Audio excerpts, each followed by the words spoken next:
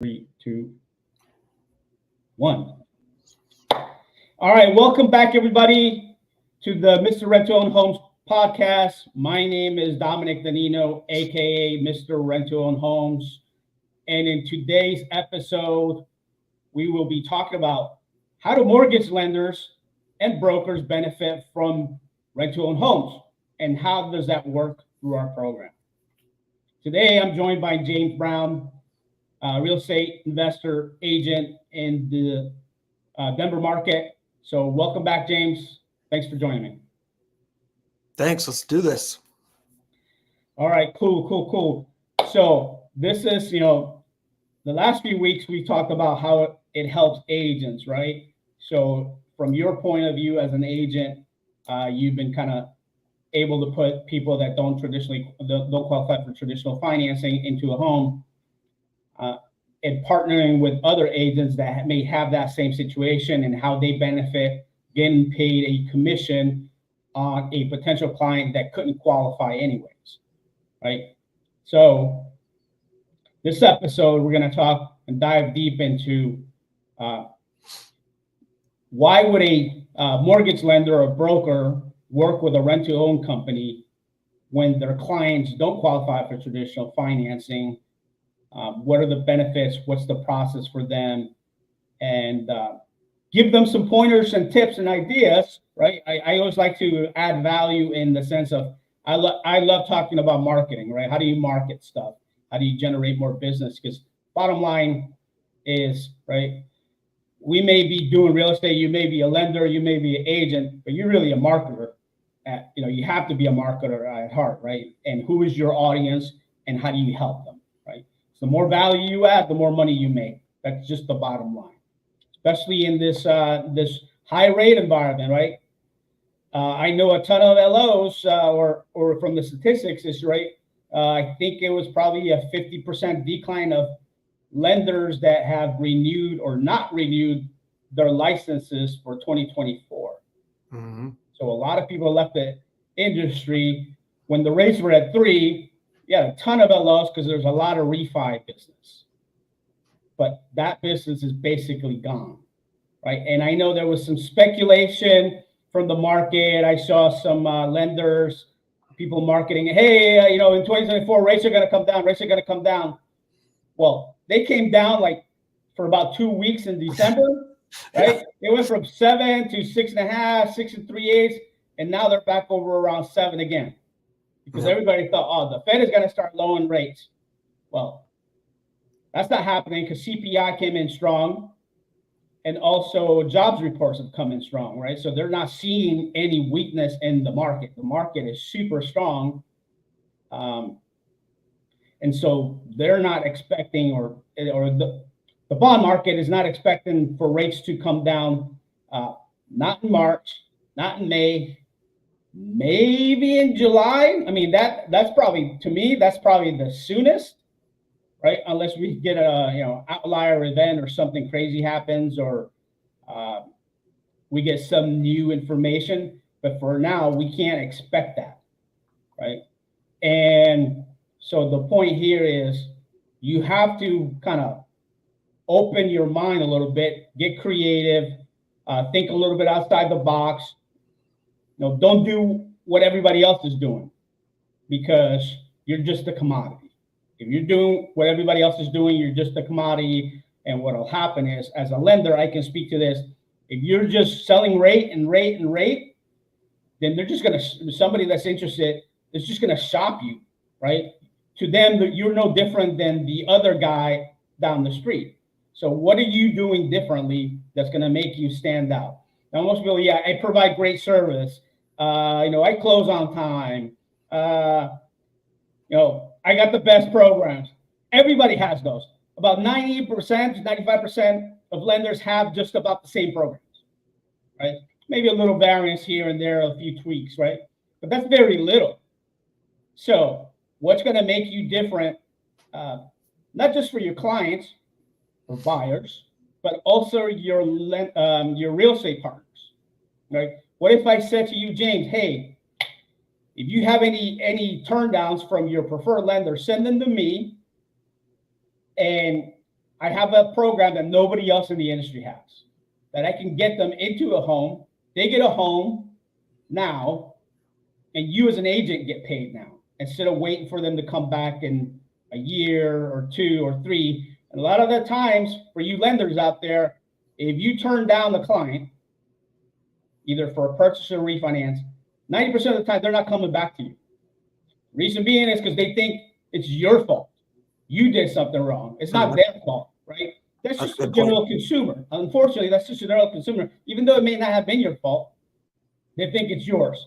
And then you as an agent, James, well, you look bad in the eyes of your client, right? So now you start wondering, well, maybe is this the right lender that I need to be working with? Maybe I need to find somebody else. Maybe I need a plan B or a plan C lender that's going to get all my deals done, because I need every deal closed, right?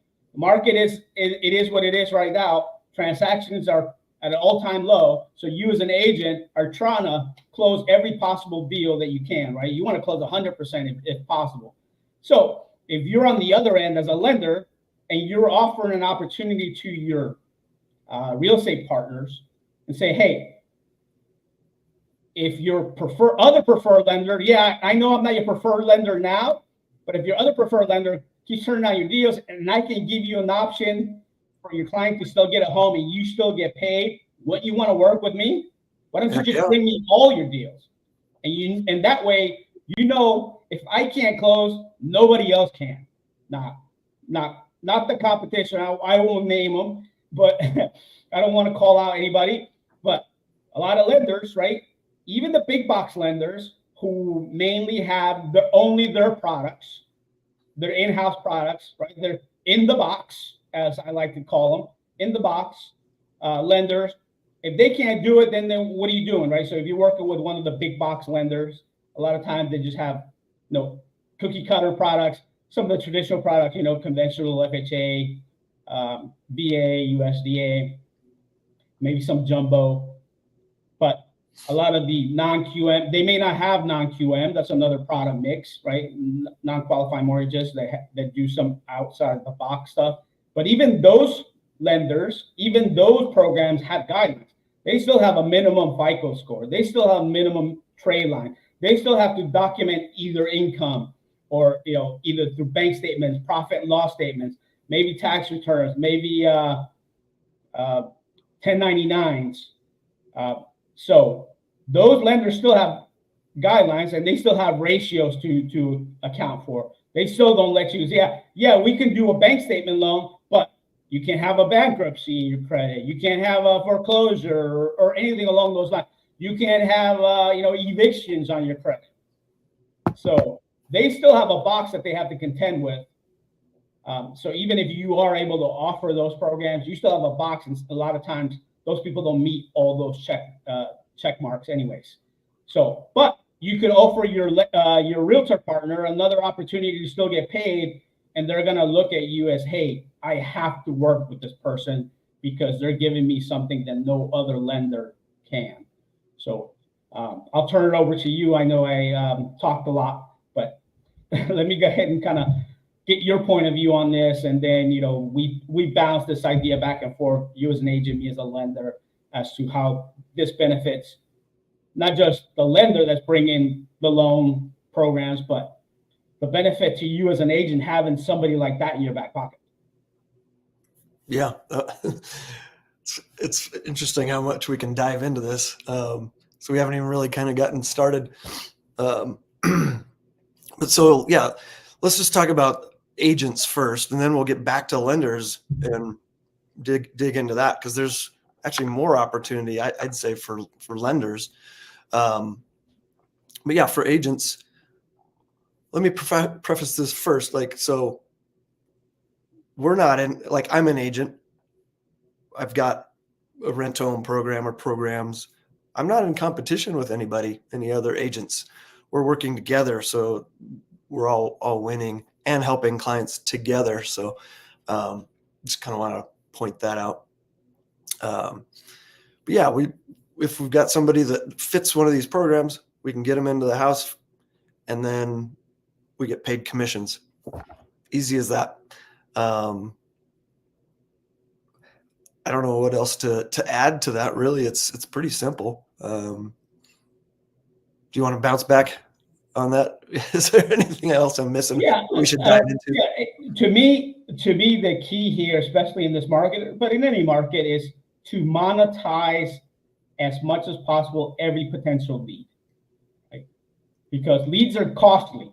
However, you're getting them, even if it's a free method, it really isn't free, right? If you would use a free method like social media, well, it's not free because it still takes you time, right? You still have to put some effort into it. You still have to create the post or the reel, whatever you're creating, right? That still takes time. That still takes effort.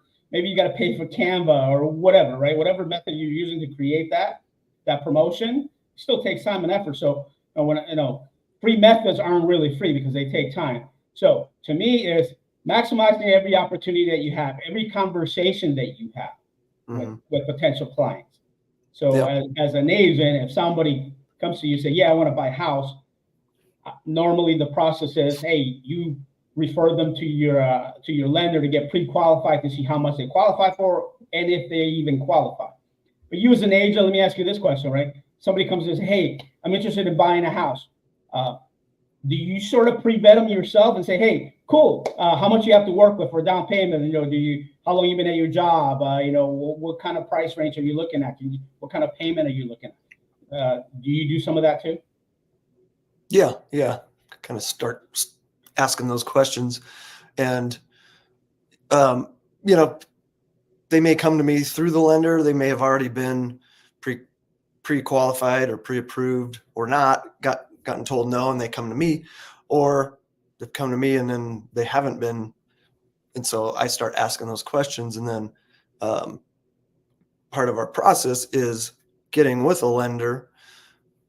Maybe it's my lender. Maybe if you're an agent, it's your lender, any lender we can work with.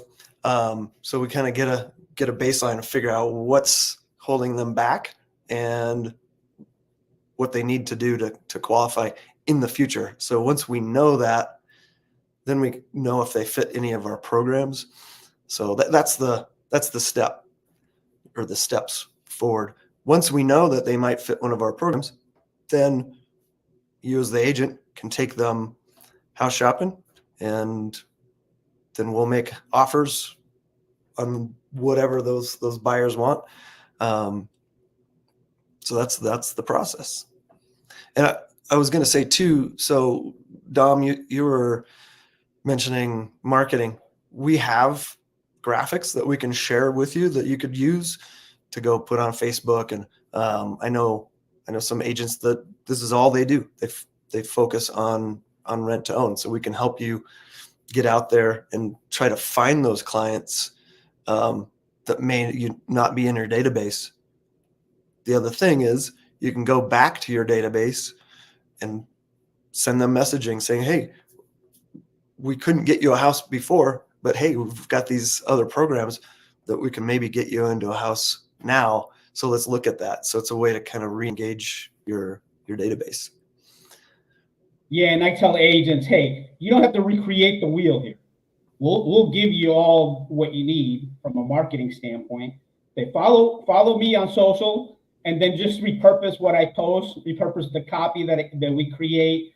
You can take my reel or my post and do it as a story, or download the reel, or Instagram allows you to recreate it, or Facebook allows you to reshare it, right? And then just add your name and your phone number or contact information to it, and people will reach out to you as you being the expert, or you being the point of contact for that particular program, or for our rent to own program.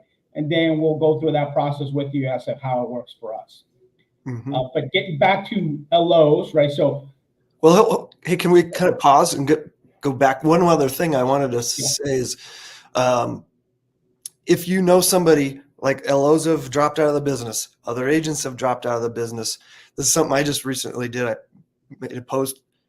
If you know somebody that got out of the business, they still may have a database.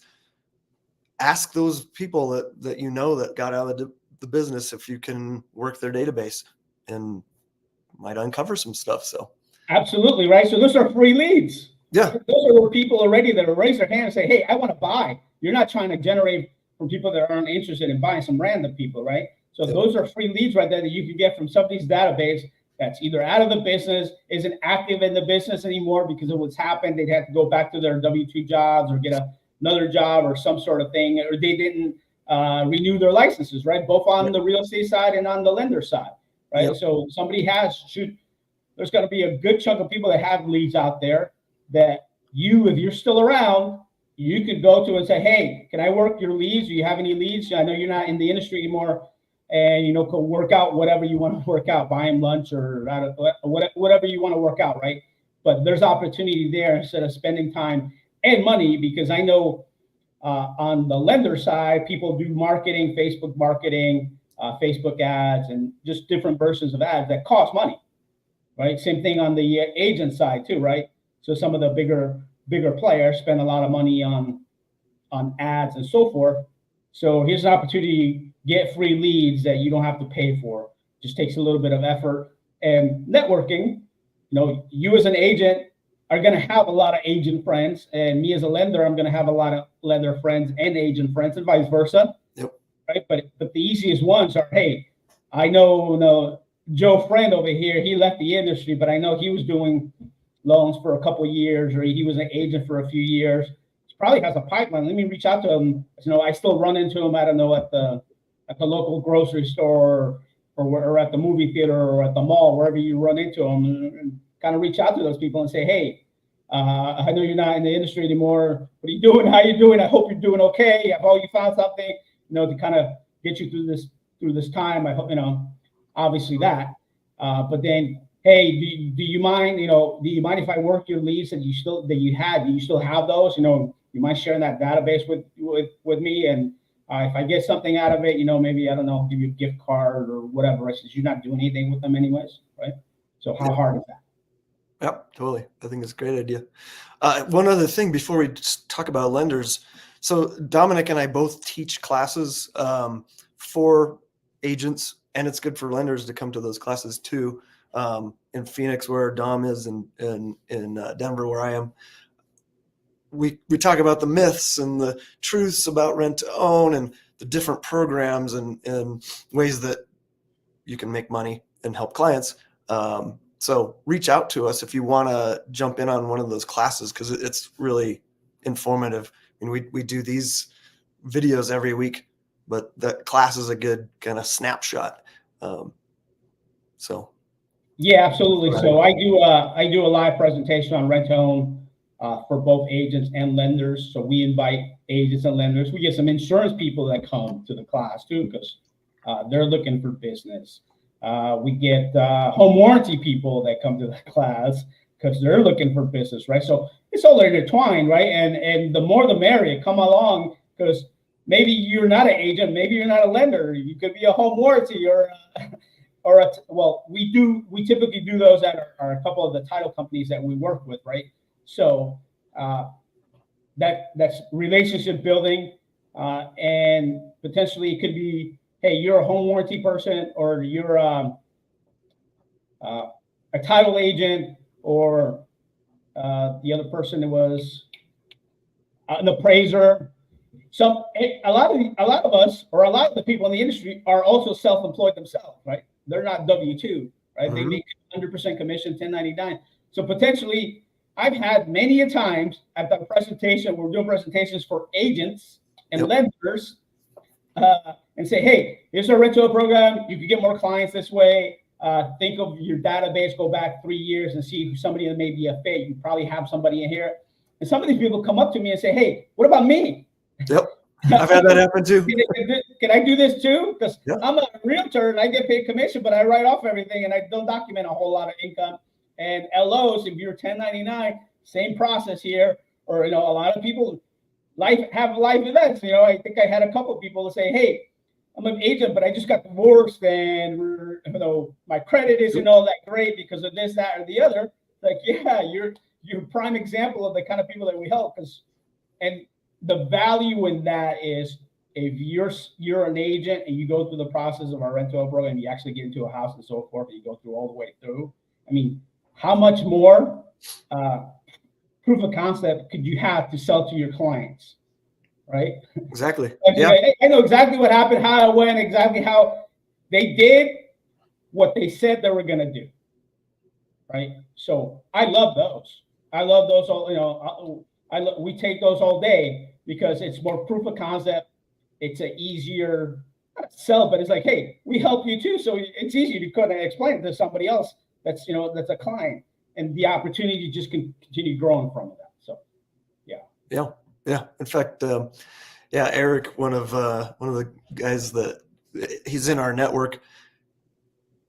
It was actually the first deal that we had done. It was out of state. He was an agent, didn't have a full 2 years income, and we got him into a duplex that he then turned into rentals, bought a single family, all within like a year and a half.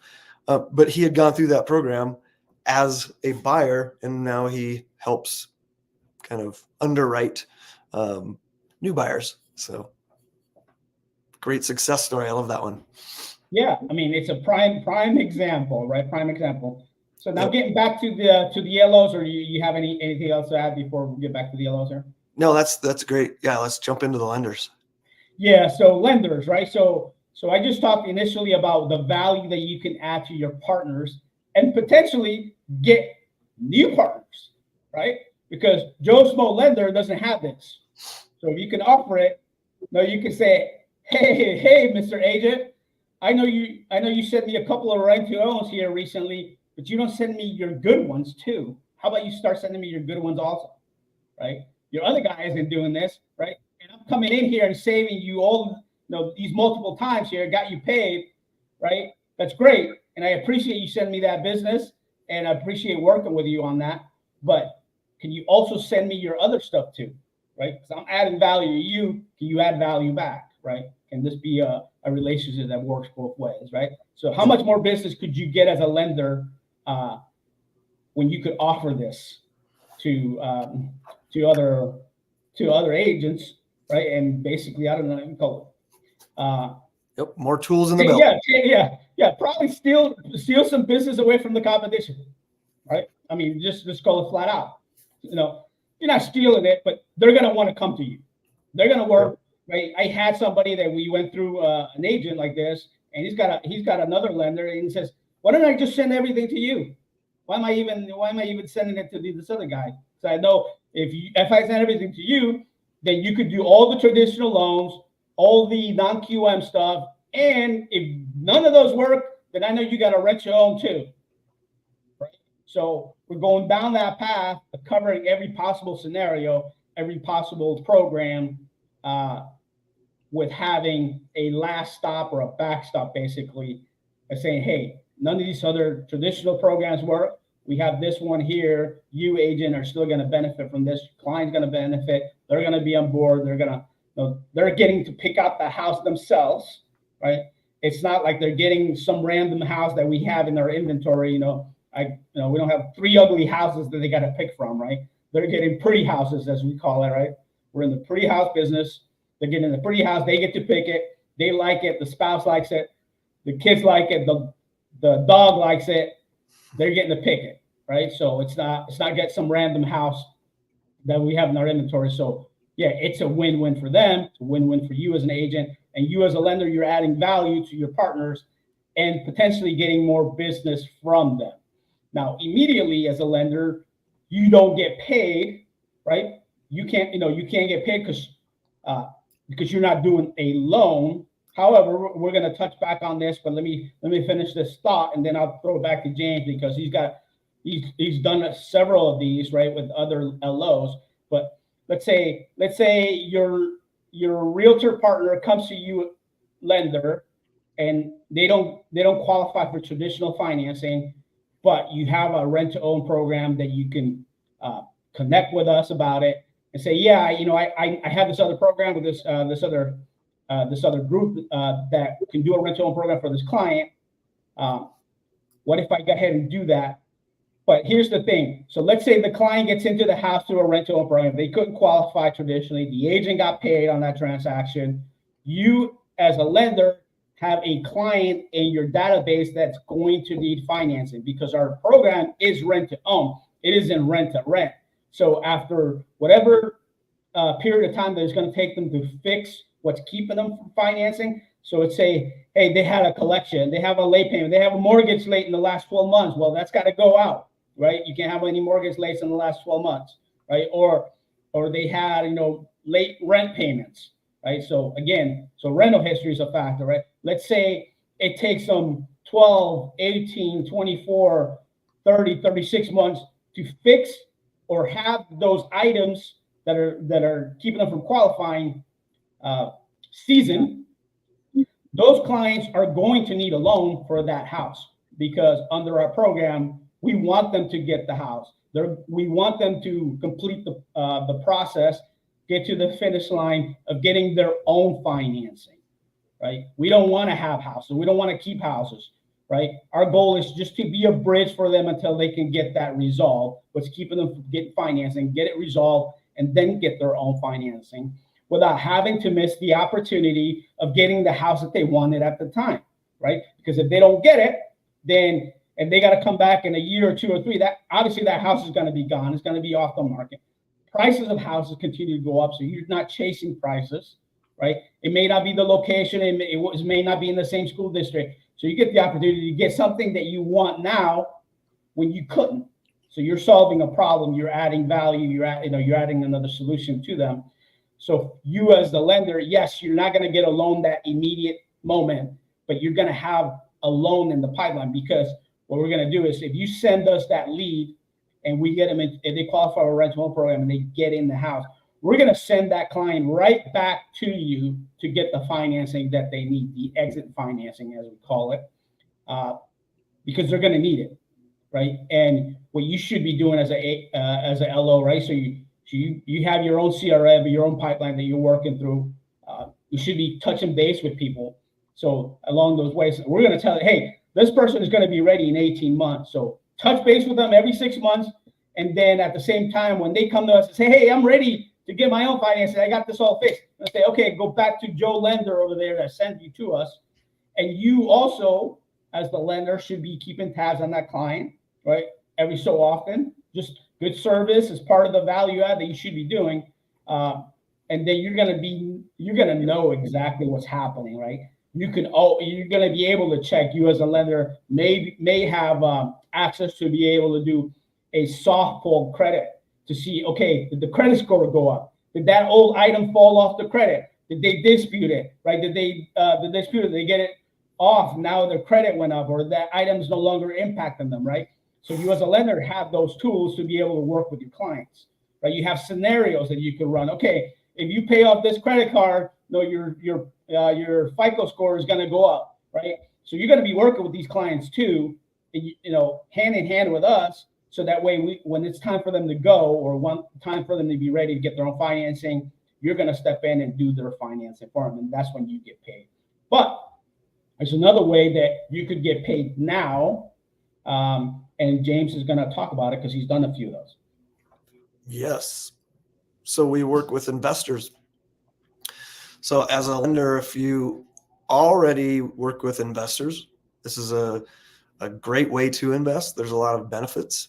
Or if you want to work with investors or add more investors to your database, this is another way to reach out and offer something to them. So you get paid up front with these ones, and they're good buyers, right? They're investors. They're not just barely there.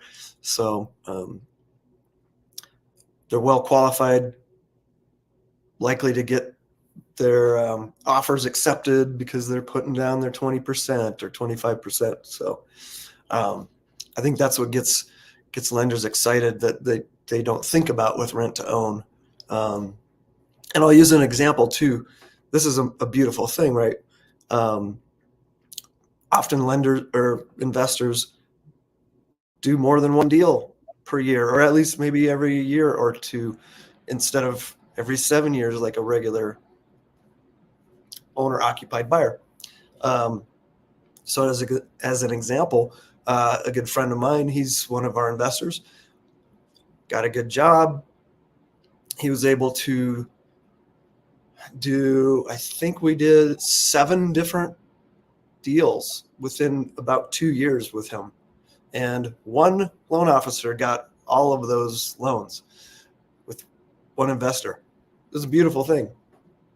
That lender is very happy and still in the business, like because they had this rent-to-own investor in their pocket. So Yeah. Yeah. Great point, right? So having or being on the investor side also, and you have, right? Investors are always looking for deals, right? Now, it just depends on what kind of investor they are. So they could be a fix and flip investor, they could be a buy and hold investor, right? So investors are looking for deals. If they're a buy and hold investor or a cash flow investor, right? Those are the kind of investors that generally could work for this, right? Because they're looking to cash flow and basically get some of the tax benefits. That's really the bottom line, right? So it depends on what kind of investor that they are. So in this instance, your L.O. had an investor who did 7 loans with that L.O. over a period of time, buying properties that cash flow. Yeah. Right. So the benefit to you as the L.O. that has the investor borrowers, and a benefit to that investor that's looking for deals, right? Because a lot of times, people that can qualify as an investor, let's say you're an investor, you got credit qualified.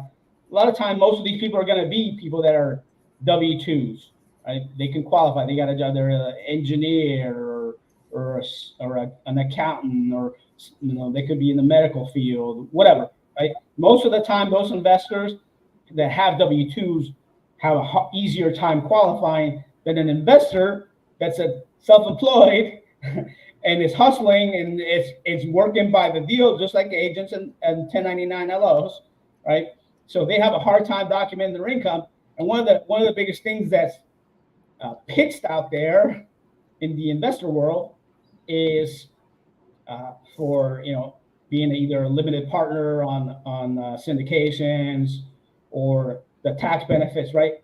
It's the ability to do cost segregation, depreciation, the bonus appreciation 179. I think they're going to extend that, by the way. But right, so what happens is people are offsetting a lot of their W-2 income or any active income using these methods. And when it comes to financing, when they go to the lender, right, their net is going to be minimal because they're using all these methods to write off stuff. So sometimes they don't qualify. They won't qualify for Fannie. They won't qualify. Well, you can't do FHA or VA as an investment property. They won't qualify for the Fannie Mae. They may have to go to a non-QM program, maybe a DSCR program, right? So a lot of times they don't qualify for traditional conventional for an investor because they write off a lot of stuff.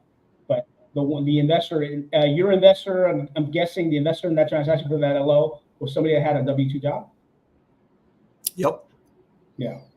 That's generally the people that end up qualifying Sure. in that mode. Not to say that if you're not a W-2 person, you don't qualify. You couldn't qualify for something else, but generally that's going to be the client avatar for that. So, But as you mentioned, right, if you're a L.O. that works with investors that are looking for cash flowing properties, then they could be an investor for our program. But also, you as an L.O., you're not worried about that per se. You're just more worried about, hey, I can help and add value to this investor. I'm going to get a deal now, right, as an L.O., and potentially get the exit transaction as well. Yeah, double end it basically. Yeah, potentially could. Yeah.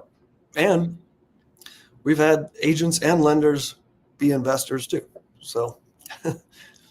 Yeah, and I mean, and then we can get off topic off of that. I mean, but we'll stick to the L.O. process as to how they benefit, right? So we talked about a couple of ways they benefit. One, being able to provide value to their partners, two, potentially getting more business from their partners or from people that aren't their partners right now, but they could be adding value. So they're going to start sending you some good stuff too, not just people that don't qualify for traditional financing. Two, it adds another deal in your pipeline. If you're intending to be in the business in the next year or two or three, then you're going to need loans next year. You're going to need loans in 2 years. You're going to need loans in 3 years, right? It's not just now. Now if you're not going to be around, then that's a whole different conversation. But you're still going to need business then, right? So, and it's just, the more value you add to people, the more, you're going to benefit. The more you're going to be viewed as an asset and as a partner. So, yeah. And then potentially, if you're somebody that works with a lot of investors or have some investors that are calling you and they've been pre-qualified, but they just can't find the deal, right? They're looking for deals. So a lot of stuff isn't cash flowing in certain markets, right? Traditional cash flow methods aren't working, and they typically don't work in high-end markets, right? But so they're looking for deals. Maybe they're looking for deals in out-of-state and lower price point markets. But this potentially could be an option if you work with them. So that's another conversation as it relates to investors. But you as an LO, there's an opportunity there.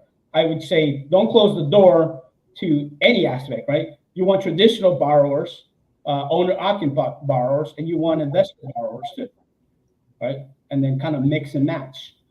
And then being able to offer this option, it's obviously going to make you more valuable to the market. Anything else you want to add there? I think we covered it. Yeah. So in closing, okay, so let's close shop here, right? So I kind of summarized, how LOs benefit, right? You could get new business from your existing partners or new business from people that aren't your partners because you're offering them a solution to get paid, right? And then you're going to have potentially a loan in your pipeline to get paid on. And then the other method is, hey, potentially if you work with investors, that could be another source of loans for you if they're looking for cash flowing properties. All right. Well, I think that covers it for today. Thanks again, everybody, for joining us. Until next time, next week. Thank you, James, for coming on. We'll chat again next week. We'll see what the next week's topic will be. But I think this is a really good one for lenders, because I know I market and say, hey, real estate agents and lenders, what are you currently doing with your turn down buyers, right? We can help. So until next time, we'll see you again. Thank you for joining us on the Rent-to-Own Homes podcast. My name is Dominic Danino, aka Mr. Rent-to-Own Homes. Go to our website, rent2ownhomesus.com. James, you can be reached at Linktree/partner with James Brown. All right, the James Brown. The James Brown. All right. And I can be reached on TikTok and IG at Mr. Rent-to-Own Homes, and also on Facebook and YouTube. Yes, I am on TikTok. So if you want to see me dance, come on over and find me. All right. No, you won't see me dancing. All right. Take care. Till next time. See you then. Bye-bye.